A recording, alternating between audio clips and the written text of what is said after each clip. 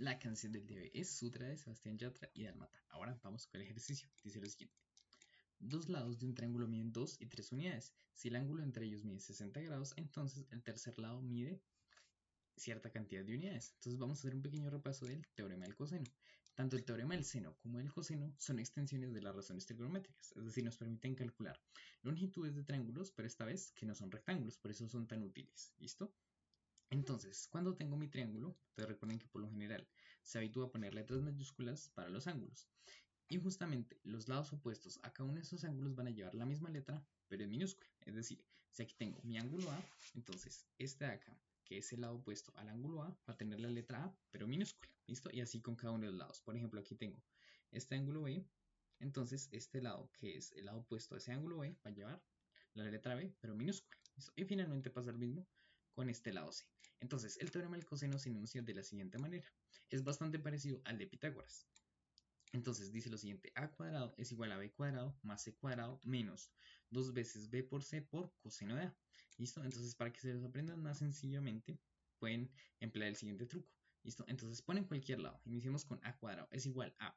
Y van a sumar los otros dos lados elevados al cuadrado. Entonces, si aquí estoy elevando al cuadrado, ¿listo? Quiero hallar justamente el lado a. Entonces va a ser los otros dos lados elevados al cuadrado, b cuadrado más c cuadrado, listo, menos dos veces la multiplicación de esos dos lados, b por c. Y finalmente esto lo multiplicamos por el coseno del ángulo opuesto al lado con el cual estamos trabajando con A, entonces coseno de A. Y como en todo sigue el mismo patrón, si quiero hallar la longitud del lado B, entonces va a ser, ¿cuáles son los dos lados que faltan? A y C, entonces los elevo al cuadrado, luego resto dos veces la multiplicación de esos dos y multiplico por el coseno del ángulo opuesto al lado que estoy hallando. Y finalmente con el C. Entonces estoy trabajando con la letra C, entonces va a ser la suma de los otros dos lados elevados al cuadrado menos dos veces la multiplicación de esos dos lados por el coseno del ángulo C, que es opuesto al lado que estoy hallando. ¿Listo? Entonces se usa principalmente en dos casos. En el primero es cuando tengo dos lados y el ángulo entre ellos, que es justamente el enunciado que nos da el problema. Tengo dos lados que valen 2 y 3 unidades y tengo el ángulo entre ellos. Entonces por eso lo vamos a aplicar. ¿Listo? Y entonces, ¿qué me va a permitir? Cuando me dan dos lados y el ángulo entre ellos, voy a poder hallar el lado restante. ¿Listo? Entonces, en este ejemplo que tengo acá, tengo que este lado B vale 8, este lado C vale 12 y el ángulo entre ellos dos vale 30. Entonces, ¿cuál fórmula tengo que utilizar? Pues justamente, como les mencioné, lo que me va a permitir este dibujo acá, este ejercicio es hallar el lado A. Entonces, pues utilizo la que tiene A. Entonces, sería A cuadrado es igual a B cuadrado. Entonces sería 8 al cuadrado más C, que vale 12, elevado al cuadrado, menos 2 veces 8 por 12 por el coseno del ángulo entre ellos dos, que sería 30. ¿Listo? Y lo aplicamos ahí. Y recuerden que pues en estas fórmulas trabajamos con cosas elevadas al cuadrado. Entonces si yo quiero la longitud de este lado A, pues simplemente a todo eso hay que sacarle raíz. Un error habitual que se comete utilizando esta fórmula es en esta partecita acá. ¿Listo? Resulta que por ejemplo me pueden salir los siguientes valores. 2 más 3 por 12, perdón, menos 12 coseno de 30. Listo, entonces lo que mucha gente hace es 2 más 3, 5.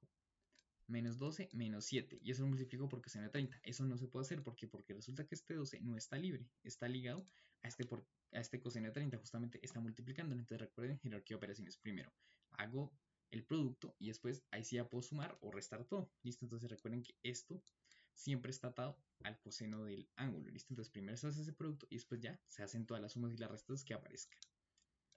Listo. Y ahora el segundo caso, en el cual se utiliza el teorema del coseno, es cuando tengo tres lados. ¿Listo? Si me dan los tres lados de un triángulo, yo puedo hallar el coseno, por eso se llama teorema del coseno, de cualquiera de los ángulos que yo quiera, de cualquiera de los tres. ¿Listo? Y entonces, ¿cuál de las fórmulas utilizaría? Pues justamente si quiero hallar el coseno del ángulo A, pues trabajo con esta. Si quiero hallar el coseno del ángulo B con esta. Y si quiero hallar el coseno del ángulo C de esta. Entonces tendría que empezar a despejar. Por ejemplo, como ya tengo esto, esto y esto, también conozco esto y esto. Esto sería la única variable. Entonces lo que podría hacer es, por ejemplo, este a cuadrado y este b cuadrado, pasarlos a restar. Luego dividir por menos 2ab. Y ese sería el resultado de, por ejemplo, el coseno S. ¿Listo? Entonces se utiliza principalmente en esos dos casos. Entonces, retornando a nuestro ejercicio, vamos a hacer un dibujito. Entonces tengo por acá mi triángulo. Tengo que esto vale 2 y esto vale 3. Y el ángulo entre esos dos lados vale 60. ¿Listo? Entonces aquí voy a aplicar justamente el teorema del coseno. Recuerden que el primer criterio para utilizarlo es tener dos lados y el ángulo que se forma entre esos dos lados como tengo acá. ¿Listo? Y ahora, ¿qué es lo que me va a permitir justamente ese caso, me va a permitir hallar la longitud del lado que falta, que es lo que me piden en el ejercicio. Listo, entonces siempre, pues, seamos organizados y pongámosle nombres a los ángulos y a los lados. Entonces, este va a ser A, este B y este C, por ejemplo. Listo. Entonces, como este lado es opuesto al ángulo A, va a ser el lado A. Como este lado acá es opuesto a mi ángulo B, va a ser el lado B. Listo, que vale 2. Y como está acá es el lado opuesto al ángulo C, pues va a ser C igual a 3. Listo. Entonces apliquemos el teorema del coseno. Entonces justamente como estoy en el primer caso voy a obtener la longitud de este lado A. Entonces pues ¿cuál voy a trabajar? Pues voy a trabajar justamente con A cuadrado igual A, porque pues ya tengo B, C, entonces puedo hallar todo esto y tengo el valor del ángulo A, entonces puedo hallar también el coseno de A. ¿Listo? Entonces apliquémoslo. Entonces sería A cuadrado es igual a B al cuadrado. B vale 2, entonces 2 al cuadrado sería 4. Más C al cuadrado. C vale 3, entonces 3 al cuadrado me da 9. Listo. Menos 2 veces la multiplicación de B, que va a ser 2, por la multiplicación de C, que vale 3, por el coseno del ángulo A, que justamente es 60 grados. Listo. Entonces, vamos a hacer las operaciones que podamos. A cuadrado es igual a 4. Aquí puedo sumar esto, ¿cierto? 9 y 4 me da 13. Listo. Ahora, miremos esto acá.